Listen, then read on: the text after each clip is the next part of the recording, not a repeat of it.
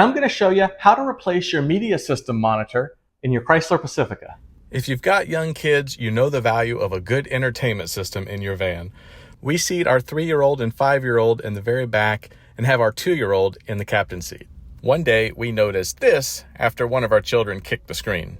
Fortunately, we were able to locate a replacement screen online, and I'm going to show you how I installed it. So you'll find 4 Torx screws that are behind 2 panels on the back of the seat. Once you unscrew those, you'll just have to pry your fingers back behind the plastic and that will pull off the back seat. Now, looking down, you'll see the back of the screen that have 2 plugs that plug into the bottom of the screen. Now we're ready to install the new screen with the reverse steps. Once I had the screen reattached onto the seat, there is one important thing to note. The Uconnect theater screen was locked, so I had to remove a fuse and reset the video routing module.